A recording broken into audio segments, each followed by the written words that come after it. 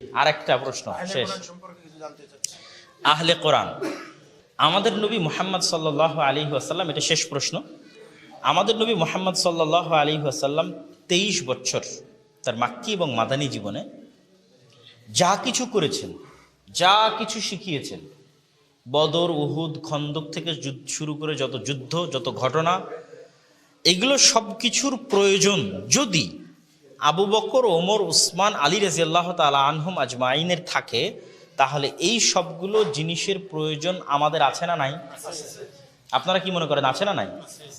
কোরআন বুঝার জন্য যদি আবু বকরের মতো, ওমরের মতো ঈমানওয়ালা, মজবুত, শক্তিশালী যারা ঈমানদার রাদিয়াল্লাহু তাআলা আনহুম, তাদের যদি আল্লাহর নবীর প্রয়োজন হয় যে মুহাম্মদ সাল্লাল্লাহু আলাইহি ওয়াসাল্লামের কাছ থেকে তারা কোরআন শিখবে, কোরআন বুঝবে এবং মুহাম্মদ সাল্লাল্লাহু আলাইহি ওয়াসাল্লামের সাথে থেকে তারা কোরআনের উপর আমল করবে, তাহলে তারা আল্লাহর নবীর সাথে থেকে যা শিখেছে ওই শিক্ষাটা আমাদের দরকার আছে না নাই? আছে। যদি ওই শিক্ষাটা আমাদের দরকার না থাকে, তাহলে মুহাম্মদ সাল্লাল্লাহু আলাইহি ওয়াসাল্লামকে আল্লাহ শুধু 23 বছরের জন্য নবী বানিয়েছিল, তাহলে তিনি আর কিয়ামত পর্যন্ত নবী থাকলেন না? থাকলেন না। যদি ওই শিক্ষার প্রয়োজন আমাদের না থাকে, ওই 23 বছরের মধ্যে সীমাবদ্ধ থাকে, তাহলে উনি নবী শুধু ওই 23 বছরের জন্য, ওই 23 বছরে তার সাহাবীদের জন্য, আমাদের জন্য তাহলে নবী হলেন কিভাবে? তাই না? তাহলে আলটিমেটলি যদি কেউ বলে যে আমি হাদিস মানি না, মানে হাদিসকে ক্রস করা, তার মানে কি? মুহাম্মদ সাল্লাল্লাহু আলাইহি ওয়াসাল্লামকে মাইনাস করা। তার মানে মুহাম্মদ সাল্লাল্লাহু আলাইহি ওয়াসাল্লামের কোনো হিস্ট্রি, কোনো ইতিহাস, কোনো জীবনী কিছুই আমার কাছে আসবে না। ঠিক আছে না? তো মুহাম্মদ সাল্লাল্লাহু আলাইহি ওয়াসাল্লামকে যদি মাইনাস হয়ে যায় হাদিস মাইনাস করার মাধ্যমে, হাদিসকে বাদ দেওয়ার মাধ্যমে মুহাম্মদ সাল্লাল্লাহু আলাইহি ওয়াসাল্লাম যদি বাদ হয়ে যায়, তাহলে আমি মনে করি যে আল্লাহ সুবহানাহু ওয়া তাআলা কোরআনকে চিরন্তন চিরস্থায়ী করলেন, আর তার সাথে যে নবীকে পাঠালেন, সেই নবীর শিক্ষাকে, 23 বছরের শিক্ষাকে তিনি সংরক্ষণ করলেন না, আমার কাছে পৌঁছে দিলেন না, সেটাকে চিরন্তন এবং চিরস্থায়ী করলেন না, তাহলে আমি বলবো যে এই দিনটাও মিথ্যা, আল্লাহ সুবহানাহু ওয়া তাআলাও যার কথা কোরআনে বলা আছে তিনিও মিথ্যা, এই কোরআনটাও মিথ্যা, আল্লাহর নবীও মিথ্যা। বলেন নাউজুবিল্লাহ। তাহলে যদি সত্য হয় যে আল্লাহ সত্য, আল্লাহর দিন সত্য, কোরআন সত্য, তাহলে যেই কোরআন যে আল্লাহ সুবহানাহু ওয়া তাআলা পাঠিয়েছে, যার মাধ্যমে পাঠিয়েছে, তার ওই 23 বছরের জীবনে যদি আবু বকরের প্রয়োজন হয়, তাহলে আমার পর্যন্ত পৌঁছে দেওয়া ওই আল্লাহর জিম্মেদারি। কথা কি আমার বুঝতে পারছেন?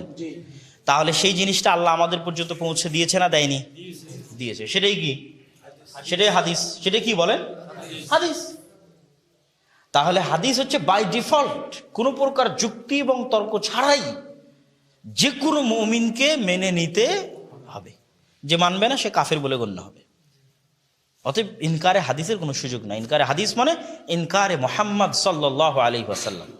মুহাম্মদ সাল্লাল্লাহু আলাইহি ওয়াসাল্লামের নবুয়তের অস্বীকার, মুহাম্মদ সাল্লাল্লাহু আলাইহি ওয়াসাল্লামের নবুয়তকে লিমিটেড করে দেওয়া, উনি যে খাতামুন নবিয়্যিন এবং রাহমাতুল লিল আলামিন, সারা পৃথিবীর মানুষের জন্য কিয়ামত পর্যন্ত নবী।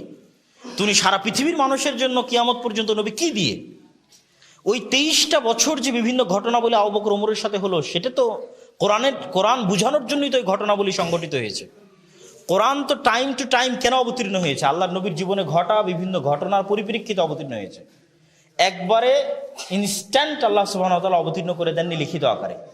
আল্লাহর নবীর জীবনে বিভিন্ন ঘটনা ঘটতেছে, সাহাবীদের জীবনে বিভিন্ন ঘটনা ঘটতেছে, তার পরিপ্রেক্ষিতে কোরআন আসতেছে। তার মানে কোরআনটা আল্লাহর নবীর এই 23 বছরের জীবনের সাথে কানেক্টেড। হাদিসটা হচ্ছে শিকড়, তার রেজাল্টটা হচ্ছে কোরআন। রাসূল সাল্লাল্লাহু আলাইহি ওয়াসাল্লামের জীবনীটা শিকড়। এই শিকড়টা যদি আপনি কেটে দেন, তাহলে কোরআনকে তো আপনি পাবলিক প্রপার্টি বানিয়ে দিলেন, যে যার মতো ইচ্ছা সে তার মতো ব্যাখ্যা করবে, পথভ্রষ্ট হয়ে যাবে।